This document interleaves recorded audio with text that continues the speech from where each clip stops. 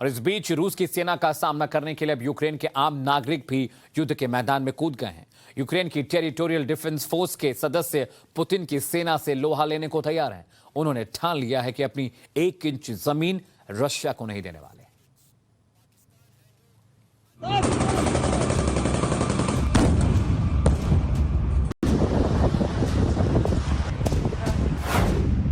ये रूस से लोहा लेने की तैयारी है।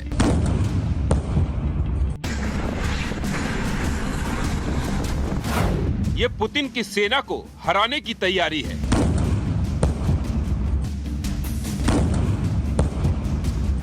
ये तैयारी है यूक्रेन को बचाने की।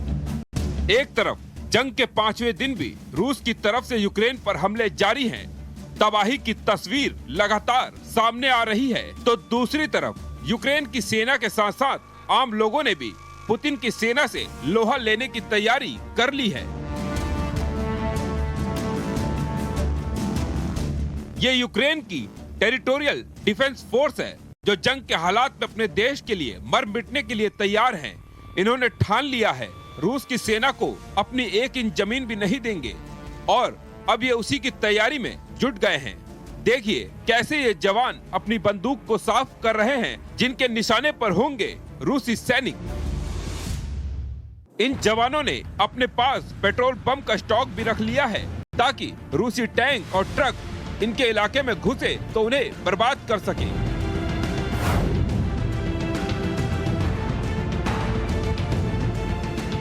ये जवान जंग के बीच कैसे खुद को बचाकर दुश्मन को ढेर करना है, इसकी भी तैयारी कर रहे हैं।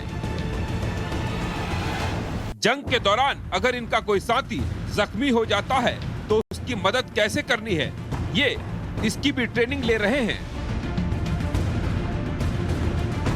इनका साफ कहना है ये अपने घर की रक्षा कर रहे हैं और उसके लिए मर मिटने तक को तैयार हैं। Нас давним-давно напала Росія.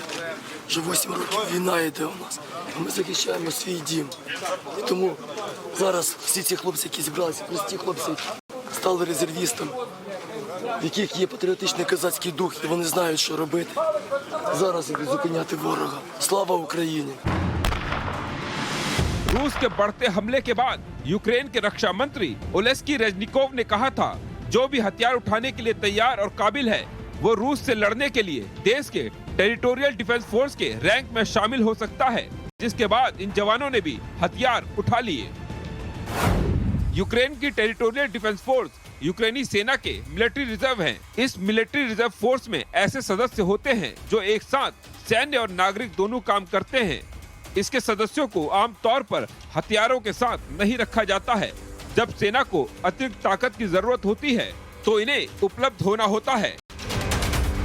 इस बीच अमेरिका की मैक्सार्ट टेक्नोलॉजीज ने कुछ और सैटेलाइट इमेज जारी की हैं, जिसमें यूक्रेन में रूसी हमले के बाद की तस्वीर को दिखाया गया है।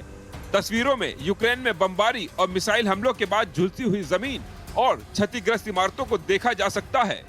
इसके अलावा एक और सैटेलाइट इमेज सामने आई है, जिसमें रूसी सेना की तैनाती को देखा जा सकता है। इसमें बड़ी संख्या में टैंक भी शामिल हैं। ये यूक्रेन की राजधानी कीव की तरफ बढ़ रहे हैं और फिलहाल कीव से महज 50 से 60 किलोमीटर दूर हैं। तो एक तरफ रूसी सेना लगातार कीव पर कब्जे की कोशिश में लगी है, तो दूसरी तरफ यूक्रेनी सेना के साथ आम लोग भी अपनी जमीन की रक्षा के लिए आगे आ गए हैं। ब्यूरो रिपोर्ट, टाइम्स नाउ, नव भारत।